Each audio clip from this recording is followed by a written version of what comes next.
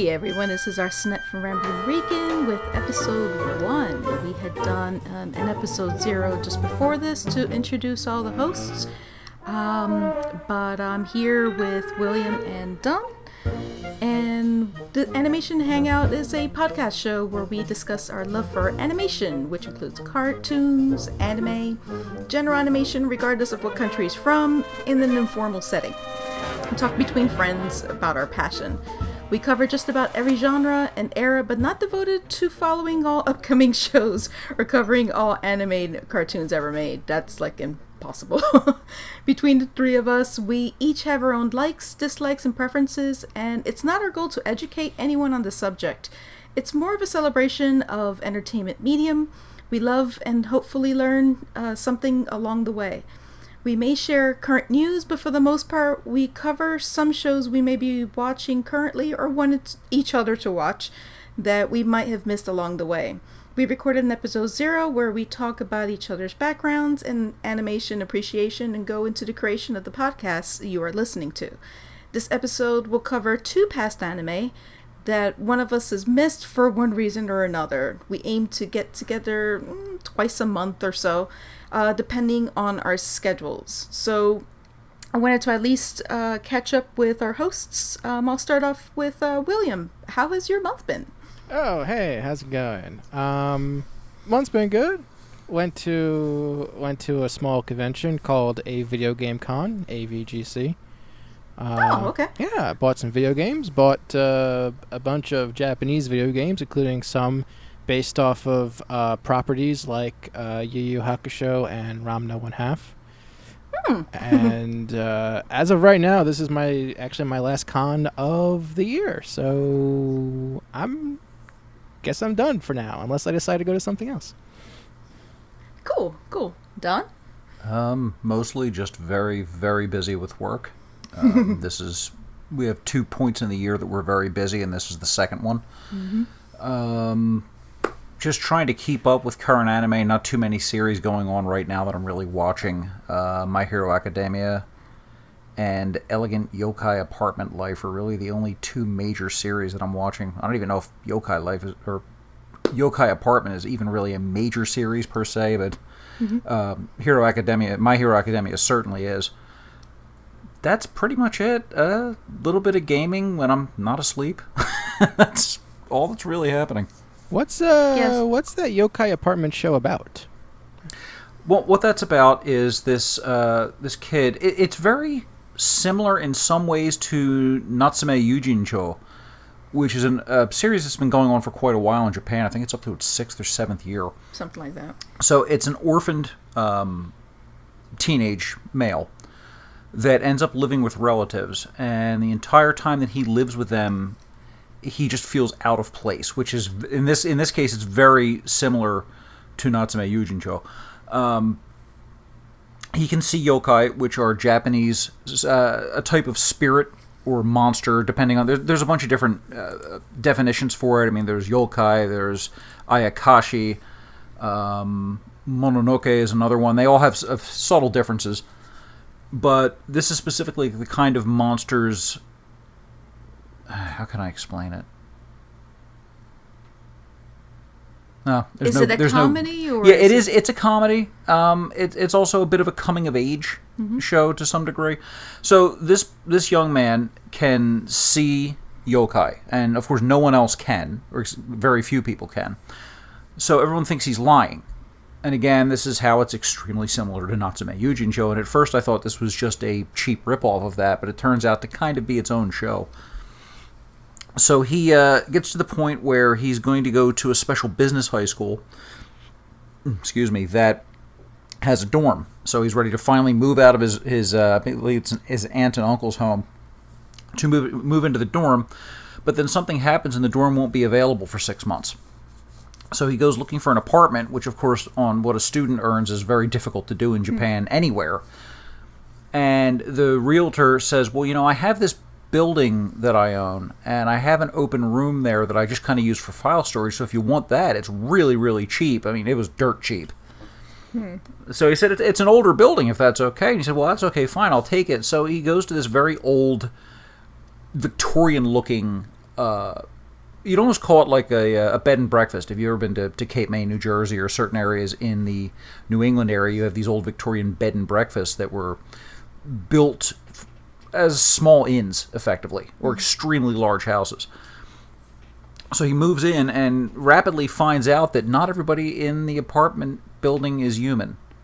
So it kind of challenges him a little bit to, hey, I've seen these creatures my whole life, now I have to try and live with them.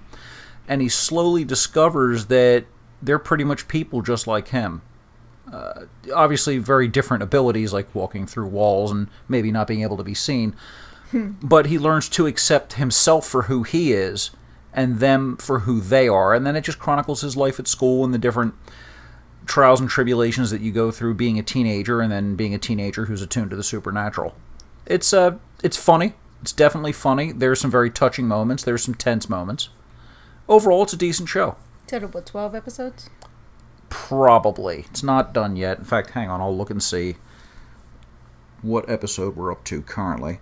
Yeah, as usual, I'm not watching half the stuff that he does. He'll sit and watch a whole bunch of series, and then he'll badger me for the next year or so to watch. Okay, so the English name is Elegant Yokai Apartment Life.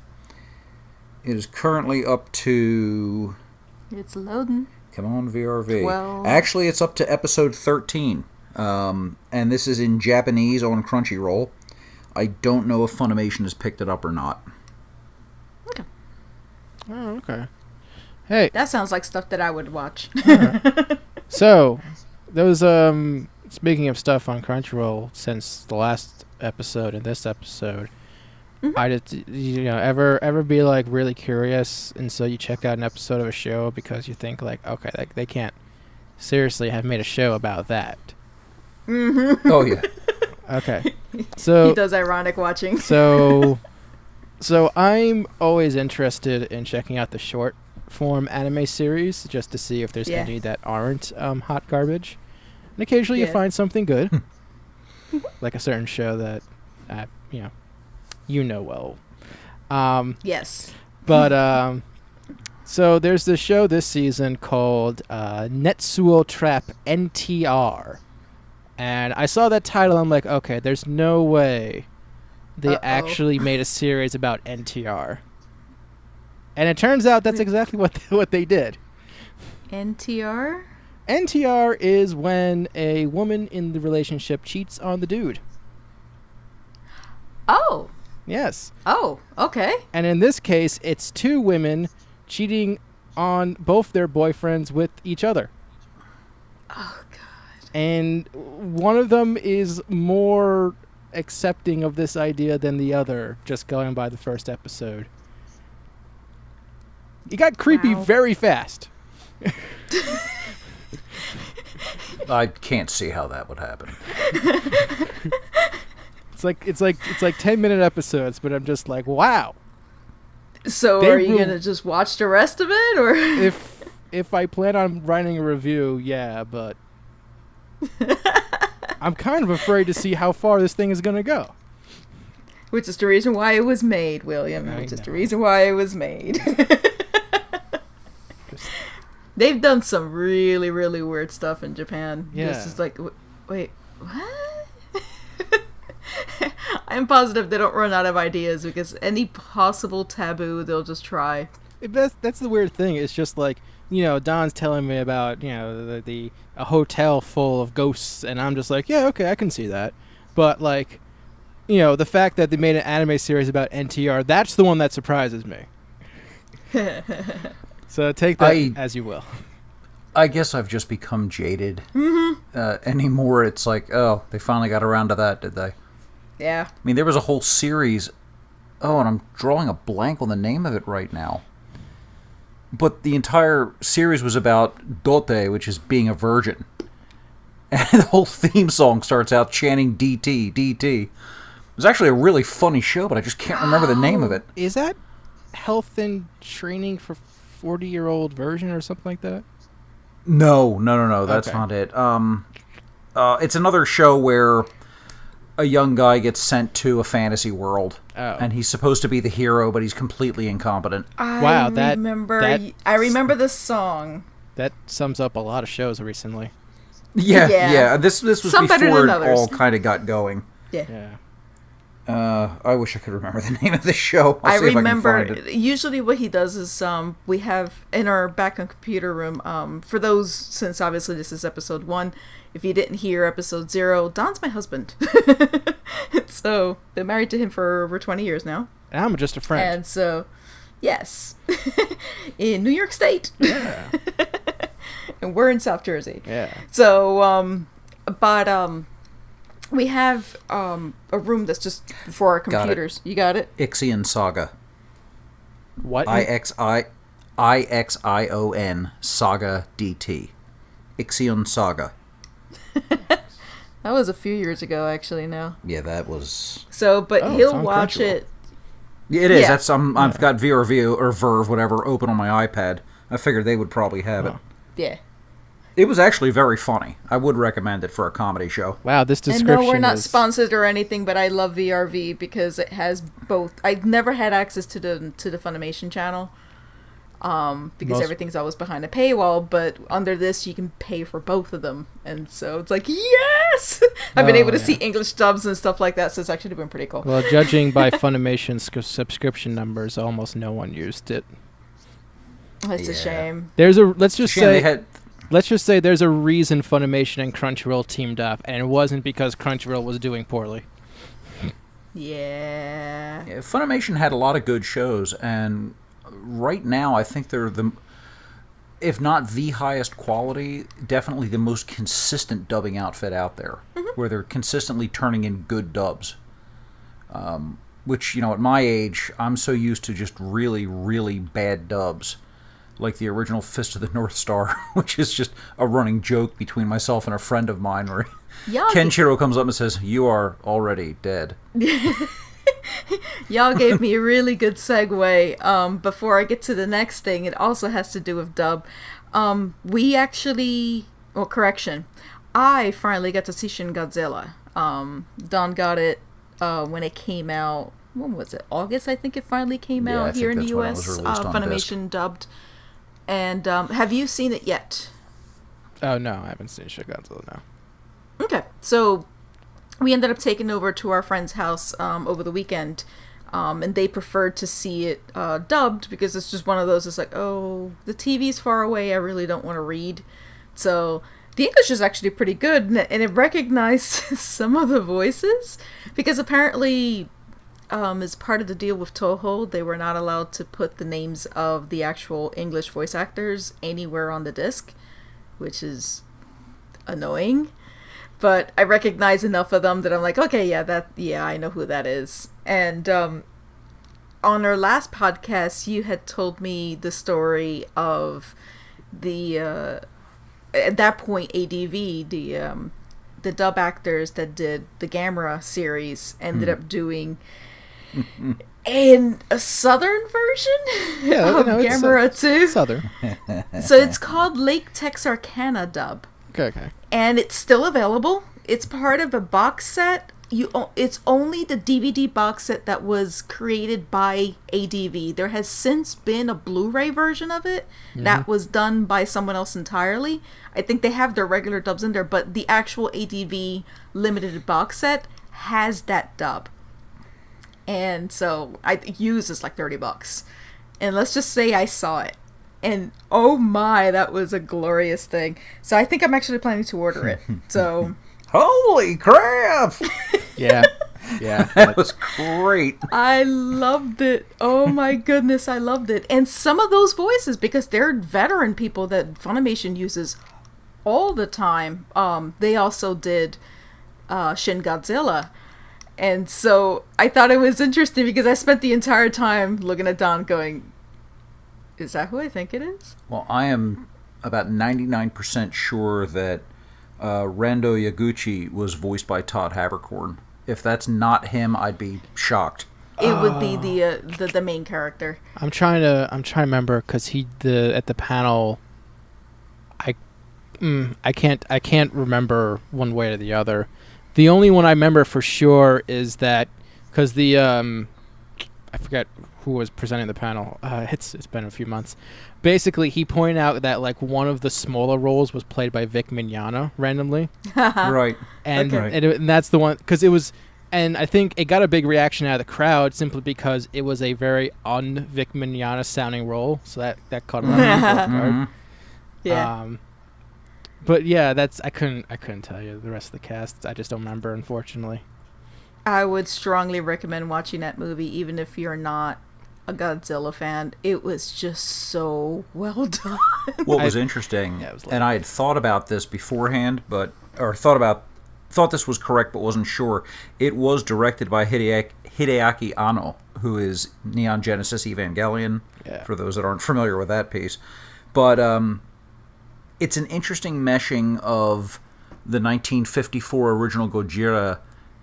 And in some of the cinematography, I would actually say Evangelion. Yes. There's a lot of shots in there that you can tell that it's Anno directing it. He did some really excellent cinematography. I actually feel like if I was in film class.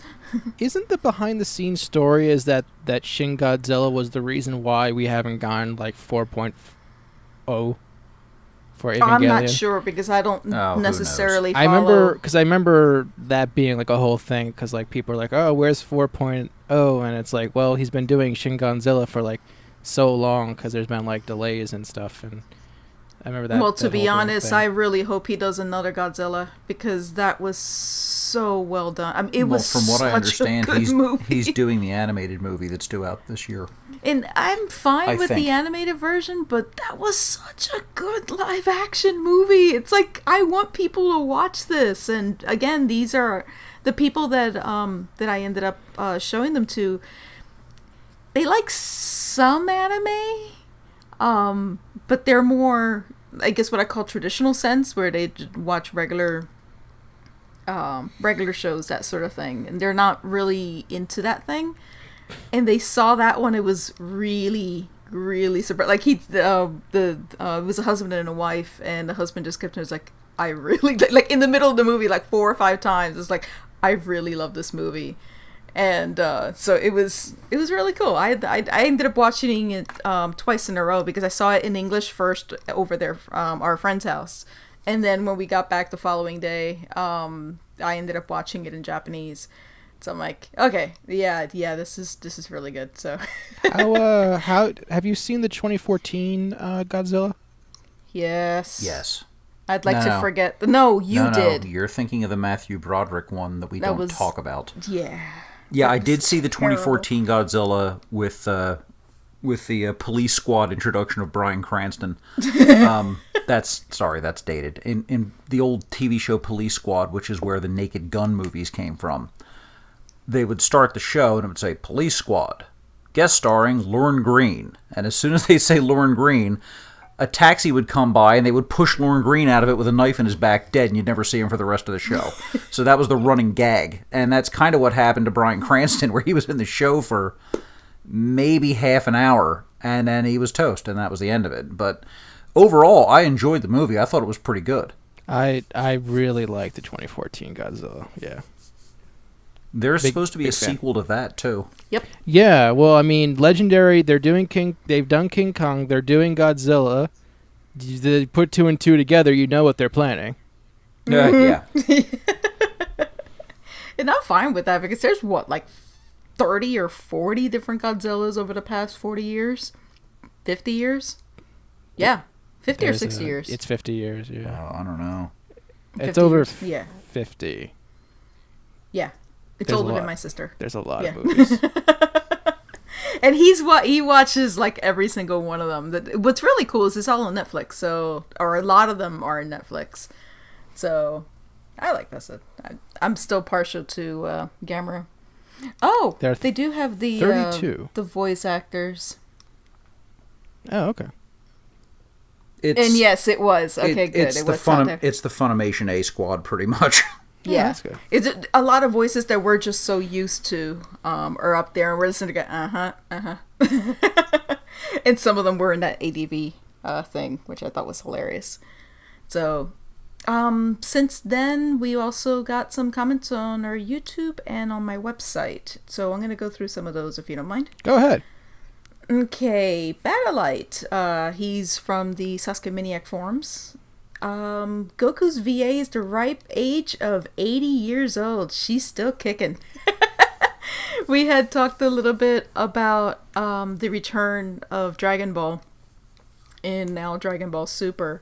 And I was trying to figure out, I was like, I know she's up there because it's the original voice. Goku's original voice is a woman. And so a lot of people that grew up with the Dragon Ball Z Toonami / Afternoon Kids, whatever, they're used to a male voice. And so hearing Dragon Ball Super with a female voice, yeah, she's 80 years old. Yeah, I mean... In fact, her birthday's coming up. Like, She'll here's be the 81. thing. I'm sure she's very talented. I'm sure she's very nice. I can't. I just can't. I'm sorry. No matter how much I try, I just can't watch the Japanese version because I'm too... The Toonami version is too ingrained in my mind. I can't.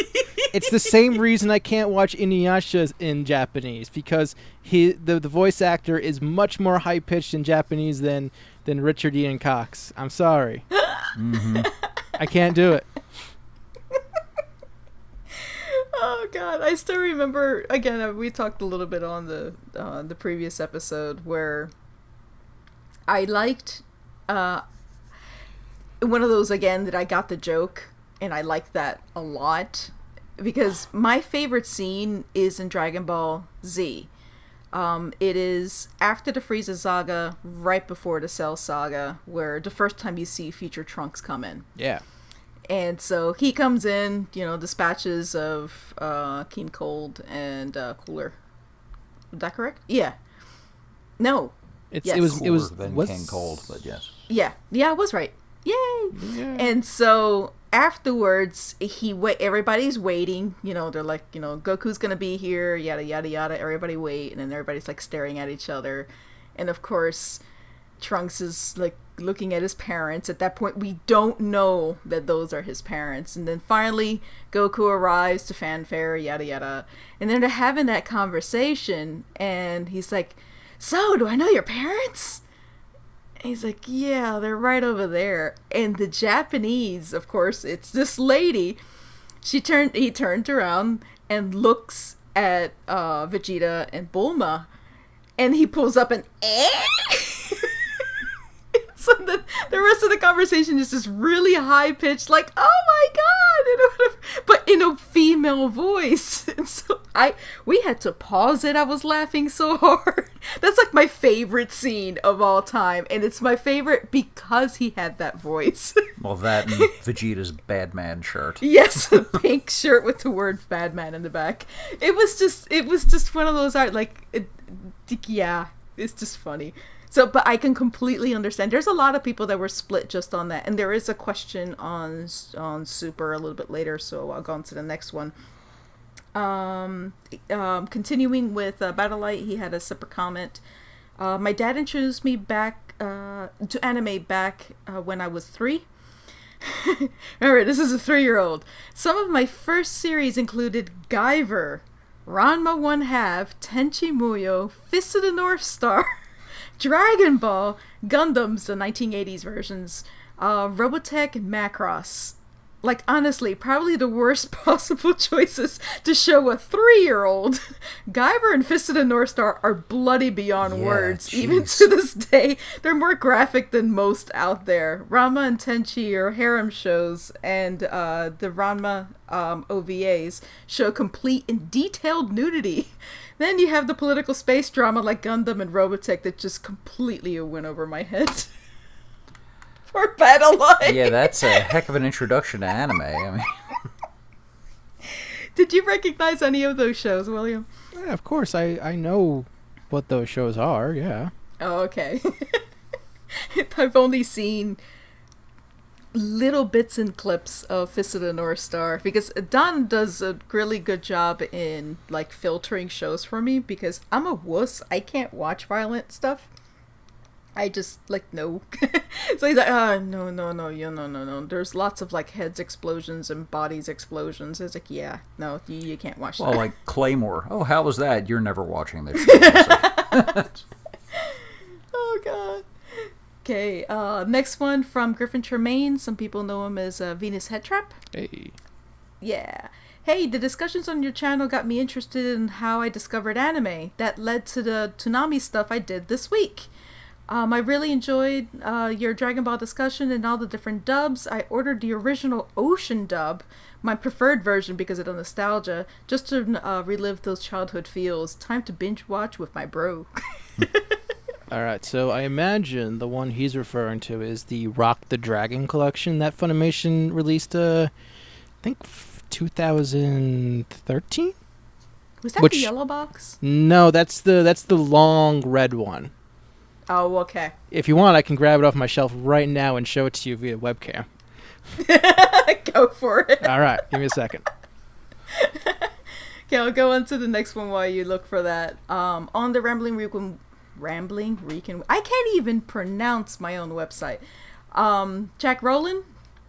Most people know him as Universal Tuber. Hey, Arsenette, I know you discussed Dragon Ball on the actual podcast, but out of interest, I was wondering about your thoughts on Dragon Ball Super, especially compared to GT. I've watched sections of the original Z and a fair chunk of Super, and it seems to be a very love it or hate it show. I see the clip. And yes, I remember that, but wow.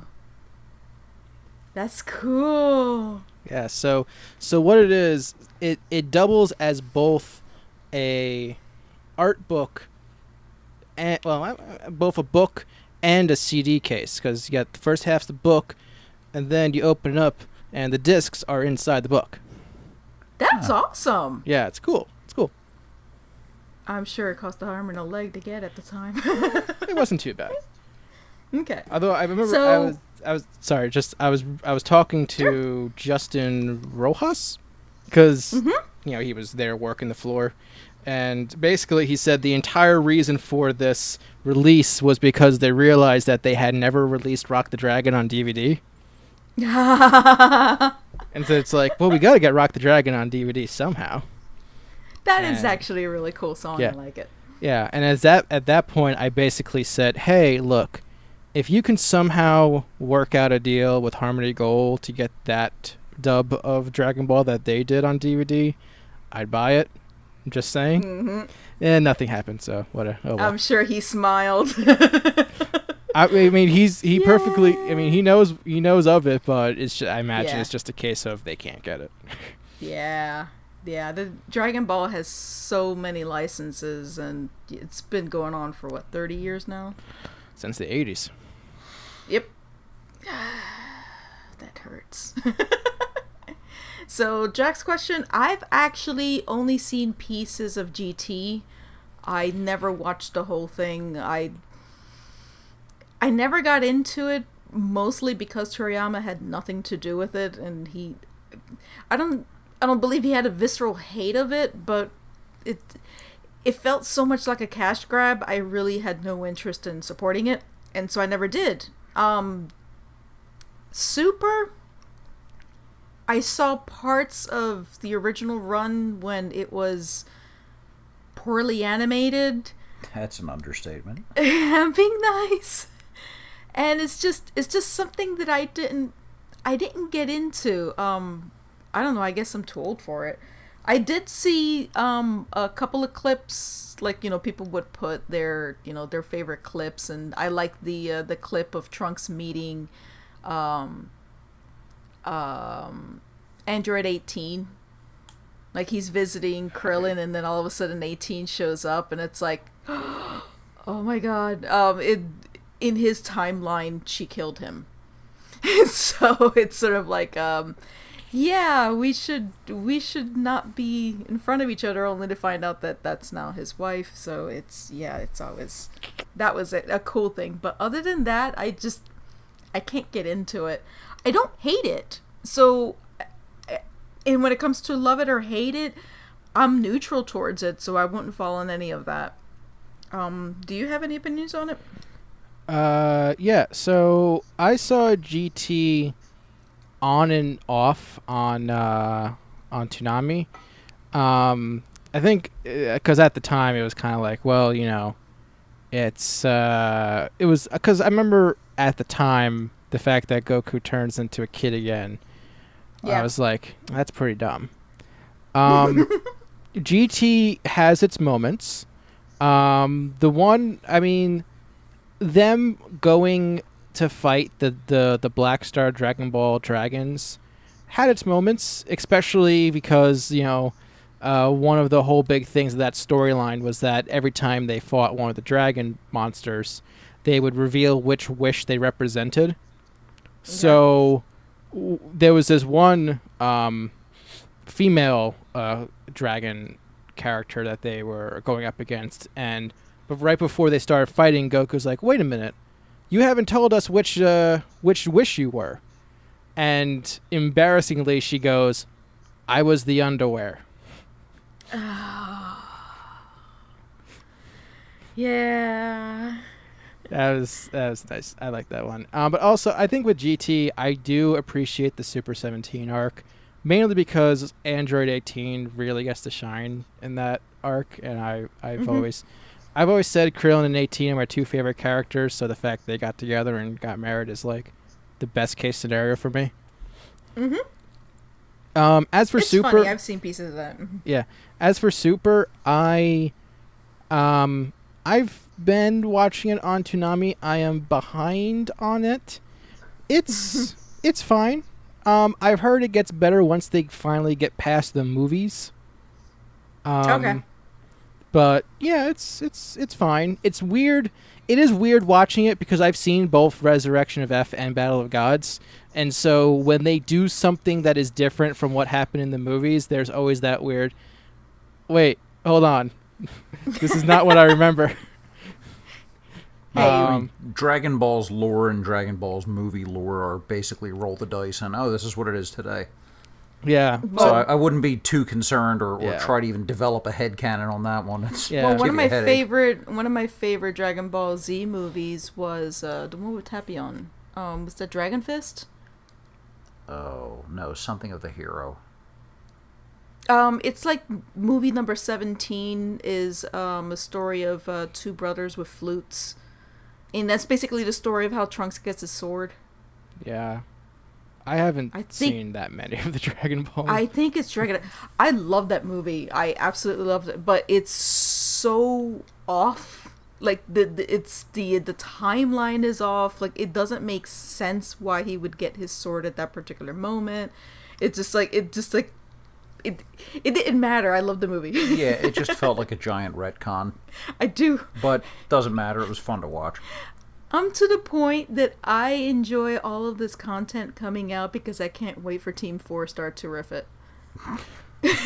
Oh, there's that. Well, because it really is. I love how they did certain things. Like I love their Broly complete retcon. Oh, that was a great. So it's an added thing with that where just that's how I like it. I don't go completely nuts over it. There's no way anybody can pay me to watch 100 and something episodes of Super. So I have a question. Are you looking forward to Dragon Ball Fighters? I thought it was cool. I'm not very good with fighting games. There were a couple that I was actually okay with. It looks exciting, and I'm excited that people are excited about it. Are you? Because it looks fantastic. Oh yeah, it looks great. Yeah, it looks fantastic, and a lot of people are really looking forward to it. And the fact that Arc Systems is the one that's dealing with it. I mean, if you want good technical fighting games, that's the place to go. So remember I watch a lot of YouTube stuff, so I follow Maximilian Dude, and Max has been doing a lot of videos on it, and it's contagious the excitement for it. And that, obviously it hasn't even come out yet, and there's so much footage on it, so I look forward to it. I think it looks great. I mean, it looks better than like everything Capcom's doing right now, which is yes. Honestly, it should not be a statement that is true, but it is right now. which is both exciting and sad for different reasons. Dragon Ball Fighters looks like you are actually playing the anime, and the amount of detail that has been put into the moves to simulate actual scenes from both the manga and the anime is great. Plus, both Krillin and Android 18 are playable characters, so that's a big plus for me.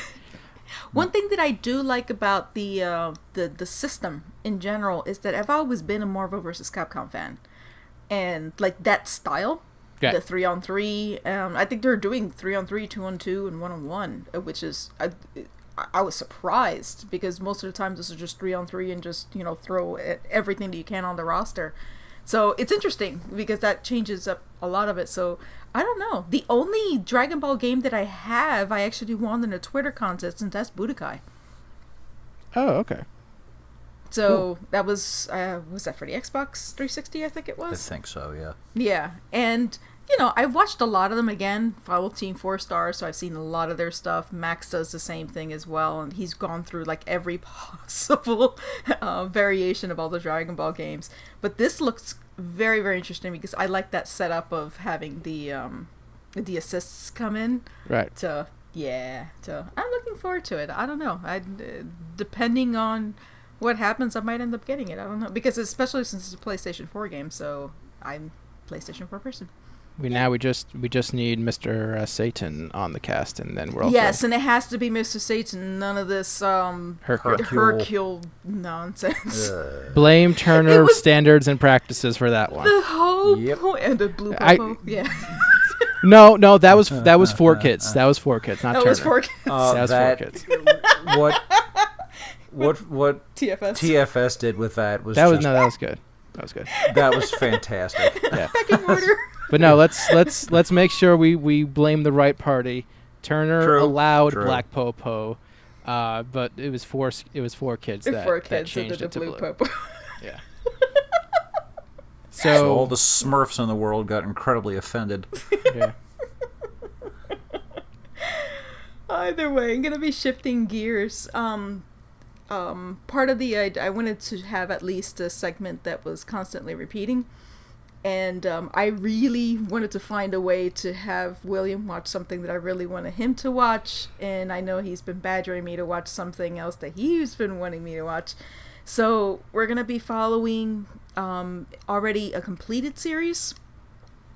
It's called Shirobako. And go ahead and take over. All right. So Arsenette last time was like, hey, you should watch Shirobako. I'm like, well, all right. Fine, fair enough. I'll do it. So, Shirobako is a series about 5 high schoolers who are part of an animation club, and then they're no longer in high school anymore because they get past that part very quickly. How do you like that transition? It almost felt like I was watching a different show. It's just like it was like a half episode, not even a half episode long intro. And then it cuts to one of the friends named Oi, which I wonder if that's half the reason why you got me to watch this show. Actually, no, that was completely incidental. Okay. So she's part of, she's got a new job as a production assistant for this new show, what's it called? Exodus. So there's a scene early on in which she is delivering things by car in the nighttime, and all of a sudden she's next to this guy in a car that says GI Production. GI Studio. That staff. That is done. Whose font for that logo looks remarkably similar to a certain production IG. Yep. And I wonder how they got away with stuff when Mr. Osomatsu did. Anyway, they were. No. I'll tell you a little bit more after you get through. You're going through the first 4 episodes. Yeah. And so the two of them decide to violate Japanese traffic law by having an initial D style race that was blatantly initial D style race. I think every anime has done an initial D, so I think at this point it's like it's pretty good. Even American shows have done initial D. Like there was an entire episode of Steven Universe that is about car racing, and half that episode is just Initial D. So in the first episode, they're behind on one of the episodes because they need more keyframes added because the one dude was it Taro, or is it Yeah, I don't know, who's the he's the loser. Taro. Yep, it's he Taro. falls behind, so Oi gets this woman named Sagawa to help her out, and she works overnight, and immediately at this point I'm like thinking of all the news stories that's been coming out about how overworked animators are in the Japanese animation industry, and how what was it, one of the directors died earlier this year. Yeah. And immediately my first thought was, if she's not careful, she's going to have a medical emergency. And You tweeted about that. Yeah, and then at the end of the episode, Oi goes to visit Sagawa and discovers that she has a medical emergency. So I see they're going on the ground. Yeah. So I appreciate that they did that. I think that's something that probably does need to be highlighted. Yes. Anyway, so the director is a fat piece of crap who deserves to be abused as much as he is. Oh my god. I was expecting that animation director dude to literally just punch him in the face at one point. You're gonna love what happens to him later. I won't spoil it, trust good. me. Okay. It is so worth it. So what's his name? It is Kenoshita Siet. I am terrible with Japanese. I should probably. Hold on, give me the list. I gotta get. So the guy. The wiki. So the director, he all of a sudden decides, hey, we should redo this whole section because I'm indecisive and I'm kind of a loser. And I may or may not have financially crippled a company once with my own with my past decisions. Sorry to break in. It's Seiichi Kinoshita. Okay, thank you. Okay.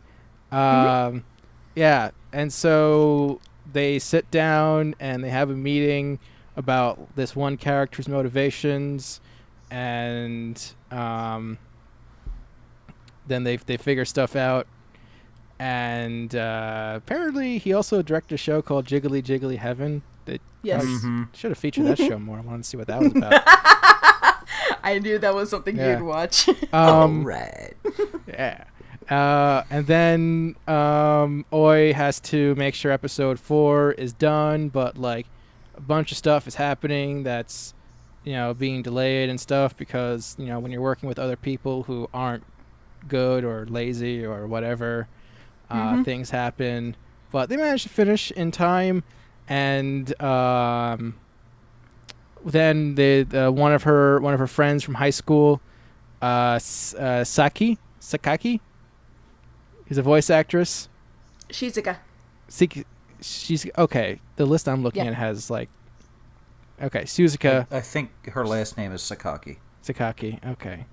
This list I'm looking at is not consistent with this first and last names. She calls her Zuka. Zuka. So she's going for Shizuka Sakaki. So she's going for an audition, and she notices that the hottest, most popular voice actress currently in the business is auditioning for the same role as she has. And so that reminds me of that one episode of Tiny Toon Adventures where Babs is trying to do stand-up comedy, but she gets placed in the open mic night to follow the big celebrity popular comedian. Oh. And actually that was a good episode. I like that episode. But anyway, so I don't know if she got the role. She probably didn't. And what was it? Oi ends up getting together with her friends, and that one loser from work, Taro, keeps calling her, and he's so dumb because every time he tries to call her for help, he always starts with saying something insulting or lecherous. It's dude, figure it out. If you want someone to help you, actually get to the point. Yeah, he's trying to explain it, and all of a sudden, hey, are the girls hot? Yeah. Like, oh I'm my not God. gonna hook you up with my girlfriends. I'm hanging Yeah. up now. This is my day off. Click. Yeah. Like, oh my God. Like, seriously, I get to the point. If you need help that badly, get to the point. And let's see. At the end of the episode, he gets yelled at because he doesn't do his job properly as well as he should be. And there was some sort of drama at the end. What was it? Oh yeah, one of the directors is like, "Screw this, I'm leaving." Yeah, it's like episode 5 or 6. 8. I think it was 8 actually. 8. Okay, sorry about 8. that. Because Yeah. what I like about the series is the fact that you get to see the actual production process. Like, it's happening live. So here you are, episode 1 or 2 are already out. They're working on all the other ones, so you have pieces of people are working on 8, people are working on 6 and 3, and all of a sudden Taro drops something, and like we have like a week to come up with everything. Yeah. Then have it dubbed, sent it over. Oh crap, the FTP server isn't working, so that's all screwed up. That's It's right. just so. Then I thought it was an interesting yeah. look at how Japan does production. Plus, Because they're looking way at Twitter. different than what other companies. Oh yeah. Yes, Plus, they're looking at the Twitter. trending things. Yeah. to It's see the actually trending. Tuchan that they're looking at. Okay. Oh, Yeah. okay. Okay, that makes sense. So yeah, it's I like it so far. It's got some interesting stuff. It's got characters that I like seeing get berated. So and Yes. and Oi, I like what they're doing with Oi so far.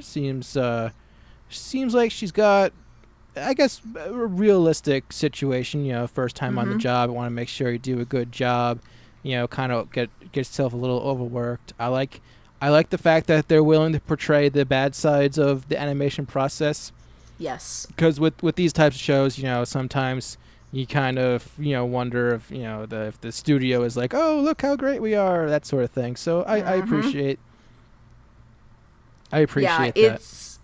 it's very much an expose on the current anime industry, the good, bad, the ugly, and the oh my god. Yeah. So, because you get to see how very little amount of people that they actually can rely on, because everybody else is doing like 1,000 things at once. And so the only ones that you have left are misfits. So there's a little bit of trivia that's not in the anime at all. Taro, the guy that you want to smack really, really hard, not the director, the kid that keeps screwing up, is the actual director of Shirobako. Oh. And he kept saying, I this is an honest look of what I was like. I have no idea how I was never fired. Yeah. If anything, it's an interesting, because you get to see how he progresses, and not all that much, because I think the anime takes over 2 years. I think it's over 2 years. Yeah, I think it was 2 years up to this point. And if you like how the director in the anime, you're gonna love the next couple of things, and I'm not gonna spoil it for you. So I look forward to you watching the rest of this. I'm happy you like it. So. Okay, actually, that reminds me of one thing that I also want to bring up. So one of the other plot points is that they really wanted to make sure they got episode 4 done, because they didn't want to have to resort to using a rerun, a recap episode. Yeah, which is funny because the show that you watched had to resort to using a recap episode because of what happened with episode 1. Basically, yes. the reason episode 3.5 exists is because they weren't allowed to put episode 1 on the DVD, so they needed another episode to put on the DVD release in Japan. And as a result, they didn't have time to make an episode 12, so they did a year-end recap episode. But on the plus side, they did do a little cool thing where, like, in Japan, there was, like, an optional version where, like, you could watch the episode with live commentary from the voice actors. So that was cool. Oh. Yeah. Okay. So when you eventually get to that episode, I would recommend watching, I think Crunchyroll has it listed as 12A. Watch that version. Okay, so I'm going to tell you how I watched this. Okay, how did you watch this? So the series that I ended up having was Osomatsu-san, which is funny because I kept thinking it was Otsu, and I kept writing it incorrectly. I'm like, Crunchyroll doesn't have this! And then I'm like, wait a minute. I think I'm writing this wrong. And then it was like, and the OSO. I'm like, oh, there it is. And so, praise the Lord, yay, Crunchyroll. But they didn't have the obvious thing. This was an episode that was removed in, November of 2015. We're in now, September 2017. So yeah, I'm really late to the party. So I had to resort to other means. I don't like doing it, but I had to watch the original episode 1, which was called Osomatsu-kun Returns. So this series is about a series of sextuplets, which are 6 brothers, Matsuno brothers. Yes. And then so it's Osomatsu, Karamatsu, Choromatsu, Itsumatsu, Jushimatsu, Toramatsu. Yes. There was a series that ran, I believe, in the 1960s. That is correct. There was Osomatsu-kun, which is when they were kids. Right. So this is now freaking 40 years later. And so the story was, here they are, they had a very specific type of humor that they thought at that point was better for that time period in the 1960s in Japan. That, how will they actually, make it in, 2015 at that point? Like, would anybody even like us? So the whole thing starts in black and white, and they bring up all the old characters, and it's just, again, I've never seen this, and of course, people, I guess, my age and older would be the target audience for this particular episode. So all of a sudden, everything changes. Like, all right, we're just gonna revamp this whole thing, we're just gonna go with the new thing. So all of a sudden they turn into like a boy band.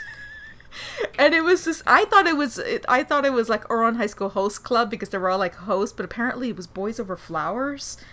There were so many references to current, or at least recently airing anime. They had, I have to look at my notes because there were so many. There was an Attack on Titan reference. Yeah, it was a BL school. Right. Yeah, I mean, just like, which is boys love. F6 Idols. They had Attack on Titan. They had what was it? Didn't they even have Sailor Moon at one point? Like, right at the end, where everything like exploded. So during the first episode, when they're going through the large montage of references, especially at the end, when everyone's just turning into everything, which was amazing. Yeah, they referenced Haiku, Yoshimitsu Pedal, Sailor Moon, Dragon Ball, Pokemon, Naruto, Bleach, One Piece, Virtual Fighter for the Sega Saturn. Yep. And of course, Attack on Titan. Yes. And it was funny because I keep forgetting, and it's obvious now, but I keep forgetting that Japan does not have the same, fair use doesn't exist in Japan. And their copyright laws are very, very, very strict. So something that would be this was a straight up parody. I had to pause it. I was laughing so hard. And then so it's just like, I can't believe they pulled this off the air, and it was just brilliant. And I'm like, who complained? Come on, who complained? This was beautiful. So it was the whole point of that they don't need all that. They can just be themselves, and so they go back to just being the normal thing. So I went to check the wiki on what the next episode was, because apparently, from what I understand, they've removed episode 1 even from the Blu-ray in Japan. Oh yeah, and they replaced it with the horses episode. Oh, on the Blu-ray? That's because I don't know what else replaced episode 1. I couldn't find it anywhere. It was 3.5. Okay, then I haven't seen 3.5 yet. Okay, no, the horse racing episode came out this past December. Okay, so the 3.5... is it on Crunchyroll? Yeah. Okay, tonight, that's exactly, because I went through the first 3 episodes and the horse racing one. Okay. So the next thing that I went to the horse racing one. Oh my god, you watched the horse racing one. Yes, I watched the horse racing one. Yeah, that's 30 minutes of my life I'll never get back. No, that's great. I love the horse racing. I am sitting there, Don and I are looking, I'm like, what am I watching? Like how much sake was consumed? It's a paid advertisement for I know, and that's what makes it worse. So this, okay, for the record, I like it. It is not my type of humor, but I appreciate how smart they are with it. And they're crude. Oh my Yeah, it gets very crude. Never realized how prudish I started turning into them. But like some of the stuff that I don't know how they got away with. There's like, a lot of stuff on this series I find myself asking, how did they get away with this? It's like, look, there was nothing offensive about the one episode that they took out. And they left all the other stuff in? Okay, so I have to look at my notes because, let's see, the horse racing episode. At first I was trying to figure out who Totoko was. Because, like, who's the girl? Yeah. And then I realized later, yeah. Horse racing was not a good episode, too, quite frankly. Okay, so that was fine. Yeah. And I said, disturbing ... and rude. It's just how I wrote it. Okay, so I went to, the next one was the proper episode 2, which was job hunting. Yeah. They all turned into Yakuza? Yeah. So it was a part 1 and part 2. The part 1, the black company. Again, how much sake was consumed to make that? Well, I mean, do you know what? If I'm remembering this one correctly, do you know what that's a parody of? No. It's a parody of the anime Kenji, which is that gambling anime, the one with the guy with the really big nose. No. Okay. Well, it's a specific. It's another parody of an anime series, just not as overt as episode 1. Okay. Okay, so they learn to get between. The whole point is basically they'll work for ramen and they'll do anything. Yeah. The second part, which of course the title was hilarious, with Melancholy of Osomatsu. Mr. Osomatsu, yeah. Okay, and I have to figure out where my notes were because I was like scribbling. I was like trying to watch and scribble at the same time. It was interesting. The series is weird.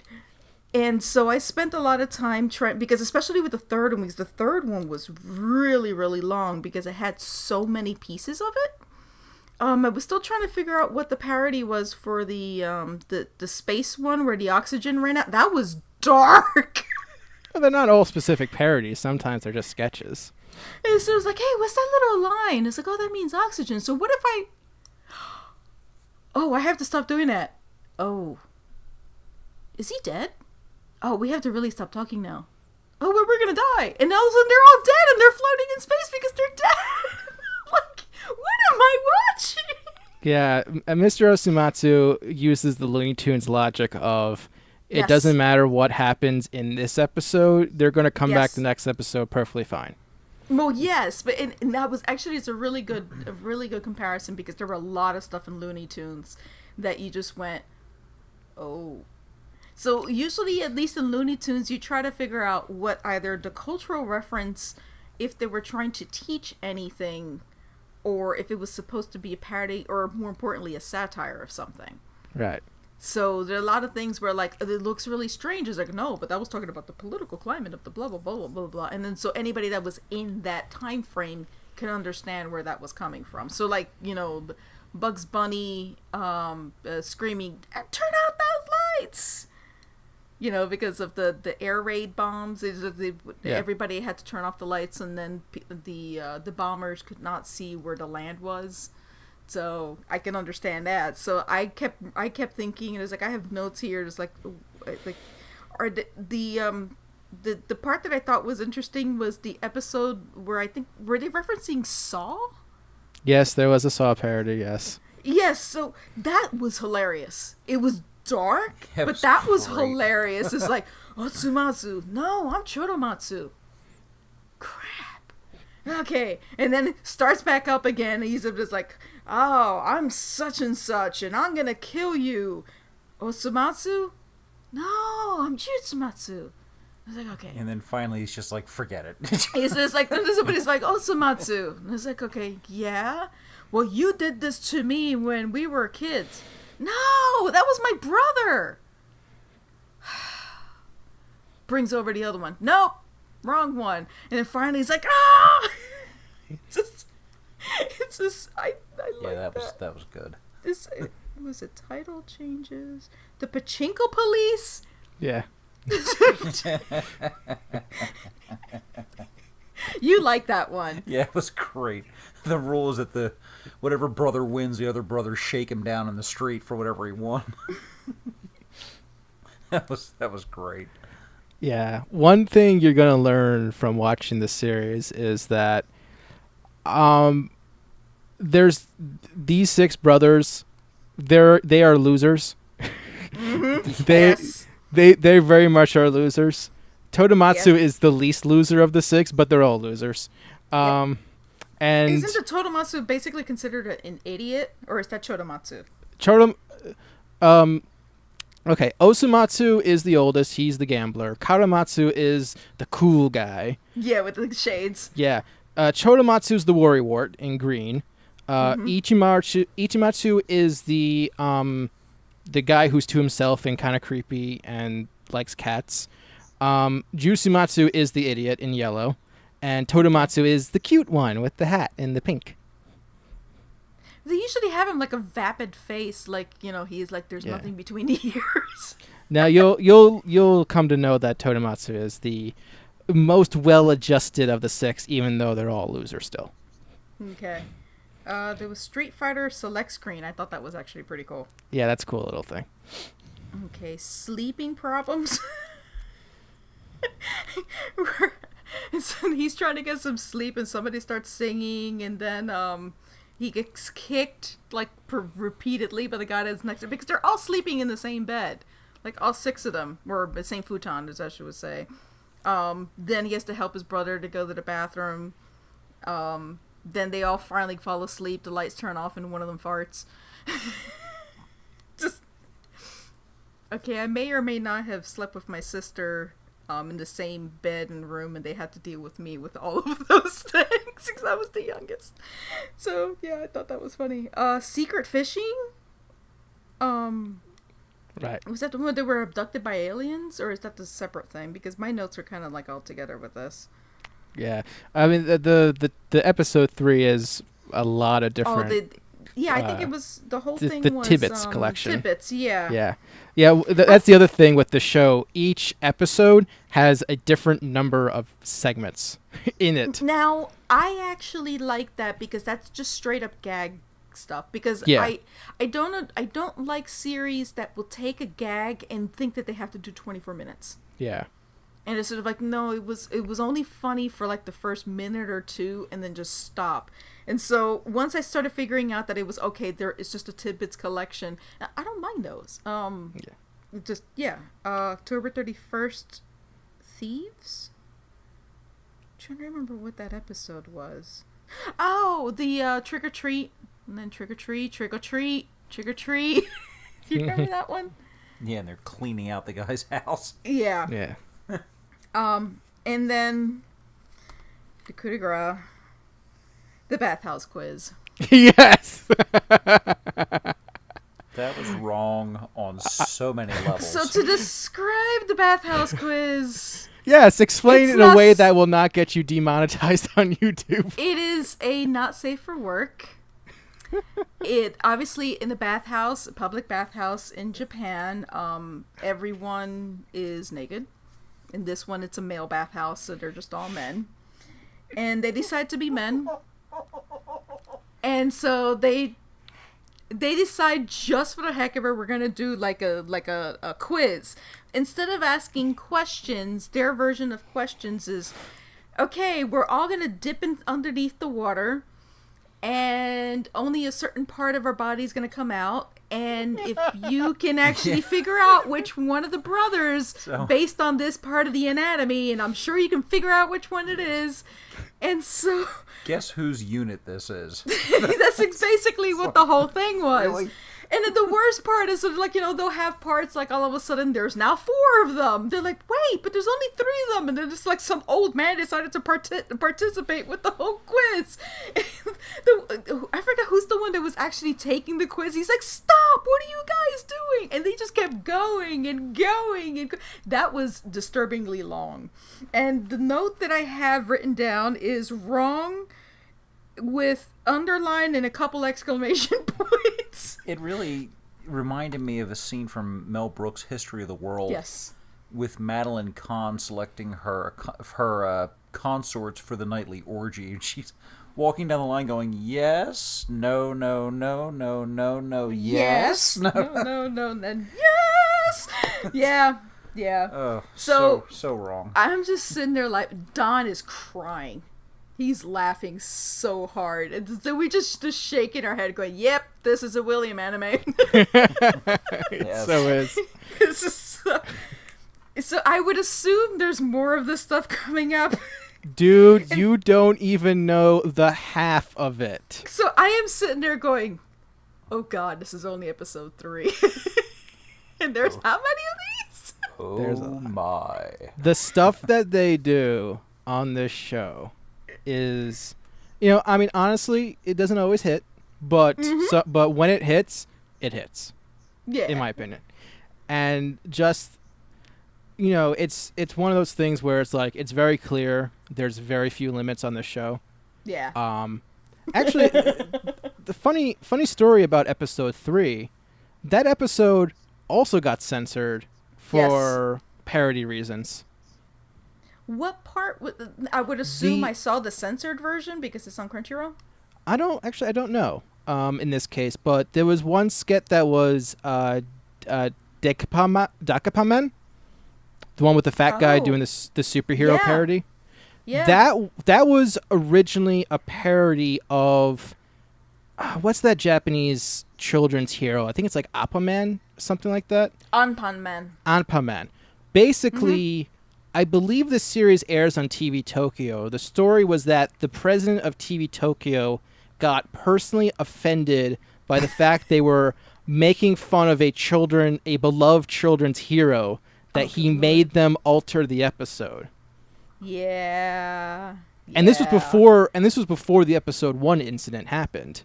Oh, good lord. So it's one thing that's worth mentioning is that this series, the director used to work on Gintama. And interesting. if you know anything about Gintama, you'll understand why there's so much parody and referential humor and just general zaniness, because, well, that's what Gintama was. I wonder if Osomatsu-kun, the original 1960 series, was just the same. I've seen a little bit of it, and the answer is actually no. Believe it or not, in Osomatsu-san, this one, the brothers actually have more of a spotlight than the original Osomatsu-kun. In both the 60s version and the 80s version, because it got remade in the 80s. In both those versions, the Osomatsu brothers, the Masuno brothers, they were literally identical sextuplets with very little differences between them, and the show actually focused more on the side characters.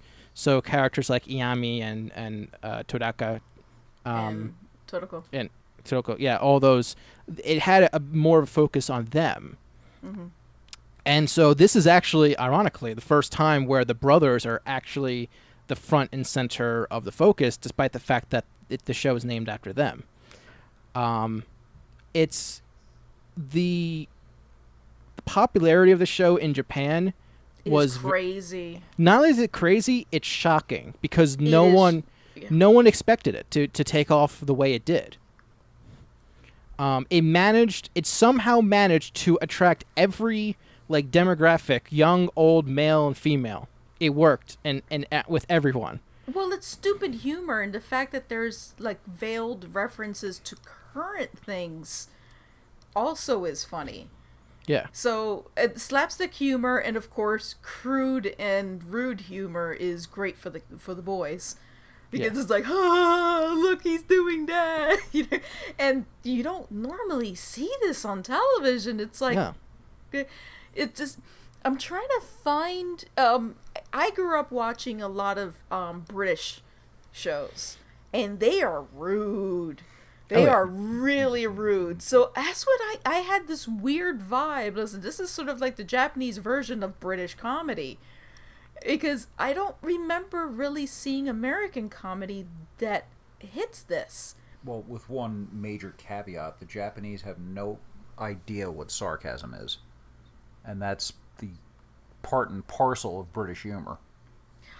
Although I got that vibe in this one, which is the reason why I was able to understand it.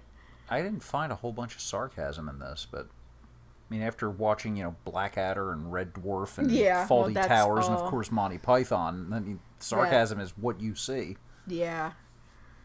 So, I'm glad that we're doing a little bits and pieces at a shot, as opposed to, Arsenette go watch 12 episodes of this at once. Yeah. And so, it's, wow, yeah. And so if this is just a taste of what's to come, whoo boy, I'm strapping on the big boy pants. There's stuff. So I'm looking at the next 4 episodes. There's certain things I want to tell you about, but I don't want to tell you about it. It's the exact same thing with Shirobako. Okay. Because it, like when you were telling me about, the director, I'm really happy that you actually have an opinion of him, because usually, I mean, I don't know, that this series probably would have been a little too slow for certain people. Right. But I thought with your background in just organizing stuff, making a lot of your series and whatever, I got very inspired watching this series, like all 24 episodes of this. Right. And I mentioned this before, sort of like there's a payoff in the last 2 episodes that will only feel justified if you saw all of it. Okay. So it's just, it's a lot to ask of somebody to watch 23 episodes just so you can get the last 24th and 25th episode. Right. You know what I mean? Yeah. But it's just like, but there is a part if you're compelled by the director, the Jiggly Heaven director, you're going to love what is coming up. Like probably the next episode. I think I don't have the synopsis in front of me. So want to attempt to do the same thing, 3 or 4 episodes ish. Yeah, sure. All right. I'm glad you're liking Mr. Osomatsu overall. Yeah. Maybe I would not have recommended going to the horse racing special because mainly because of that one gag towards the end.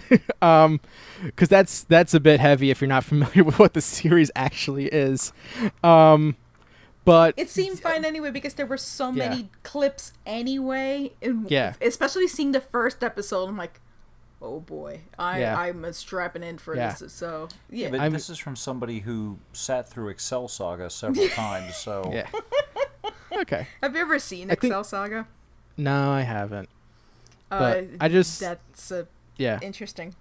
I just wanted to say, the reason I speak so highly about Mr. Osomatsu is just I had a very unique experience with it in that I don't watch a lot of shows as they're airing just because I don't get around to it.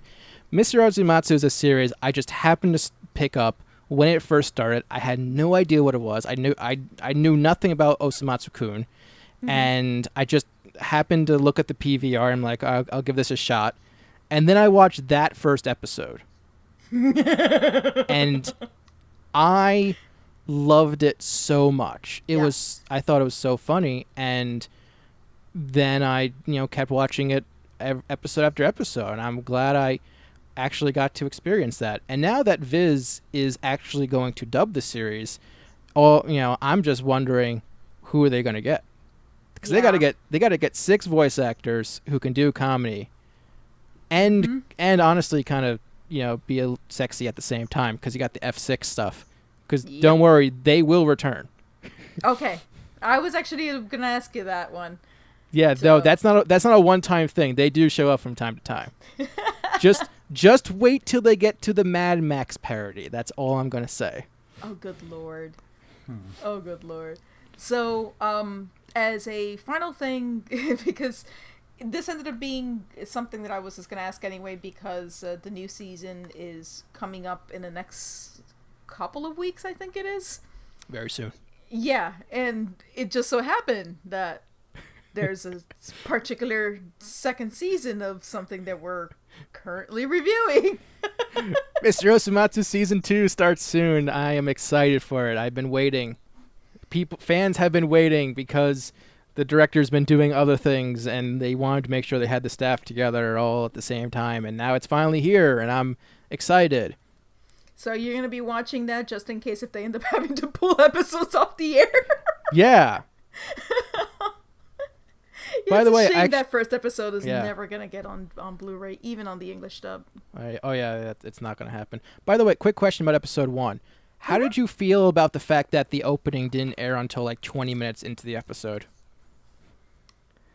I didn't have an issue with that. I actually don't believe that the first episode should have the opening. Well, when I saw that the first time, I couldn't stop laughing. I'm like, oh my god. Technically, that entire part was the preamble to the opening. Yep. And the actual episode is 1 minute long. That's great. Yeah. Technically, the episode is just them apologizing for wasting your time. I just thought it was brilliant. It was brilliant, yeah. Just how they put that together. Like, even in Shirobako, did you notice that the opening didn't even show up until, like, the third episode? Yeah. Yeah. So it's sort of like you get pieces of it, like, as the ending song of the second episode, but it's technically the opening of the third, fourth, fifth, sixth, you know what I mean? Although they do change that after a while, because I forgot about a couple episodes where they changed beginning and the ending, depending on what it is that they're tackling. Usually in most somewhat dramatic series, when you don't see an opening, that's how you know that everything just got real. Yeah. Yeah.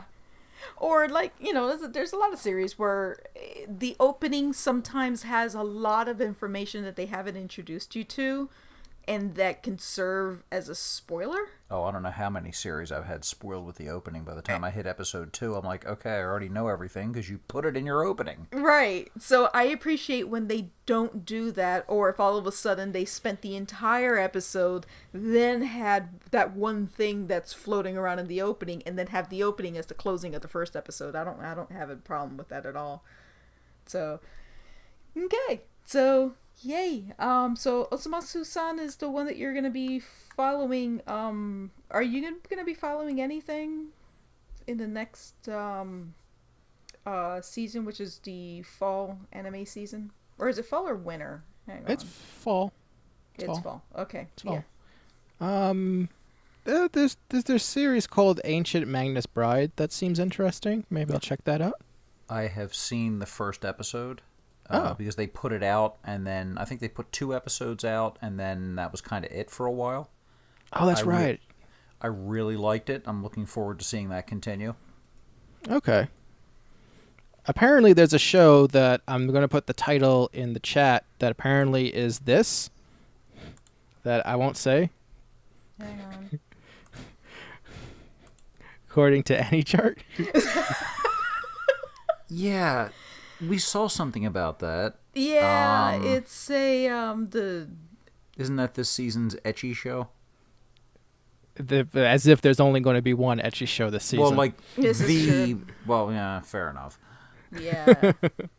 Although usually it's kind of scary when you've gotten to My Girlfriend Is, and there's, if you were to like Google it, My Girlfriend Is, and then there's like 1,000 things underneath that. So it's one of those My Girlfriend Is. I don't know. I just read that title and had a flashback to when I was like 16 years old. Another 3 years of my life I'll never get back. Done. Just saying. That was a long time ago. It wasn't you. What are you I know. about? That's why I said it was a long time ago. Oh, yes. Hozuki no Retetsu 2. That is basically... Hozuki no Retetsu was The Office in Hell. Like the show The Office, if you put it in Japanese hell. I love... Hosenki's Is that what they called it Bullheadedness in English? Yeah, that's That's Okay. when Sentai. I cast loved it. That's what it's I called. thought it was a great show. Yeah. It's just so dry. It's just awesome. I could get through one episode, and those are one of those that I have to take it in chunks. So I usually look for stuff that has like a slice of life type things. I like the bigger things like the one in the girls in school out in the country. Non-Buri. Yeah, non-Buri, that sort of thing. This is like kind of sedate, or just like nothing major that I can just pick up episode from, back and forth, as opposed to a long, big, drawn-out series. But I tend to marathon a lot, so I'll probably end up looking for stuff that either just completed or are part of the list that Don's been trying to get me to watch. That gets longer by the day. By the way, just as an aside, if it's not painfully obvious, I do not speak Japanese and try the best I can to do it justice. Mm-hmm. Be kind. Yeah. I appreciate also when people remember what the English name for it.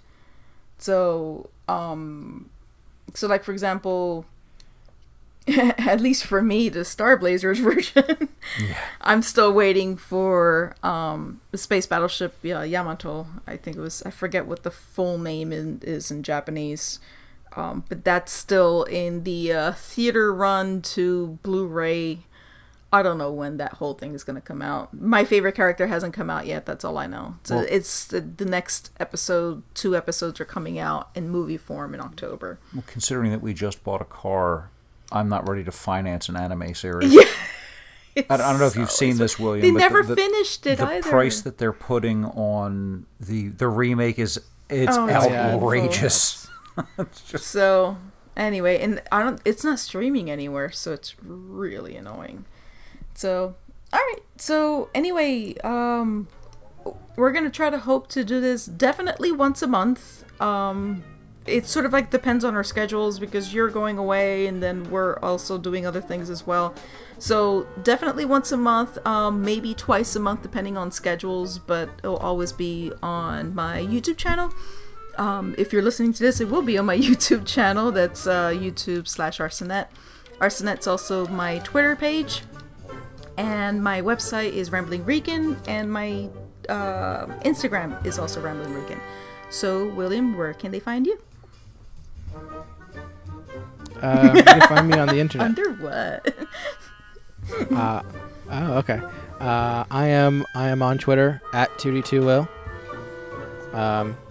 Feel free to say hi, as long as you don't use crass language. As one guy I had to mute.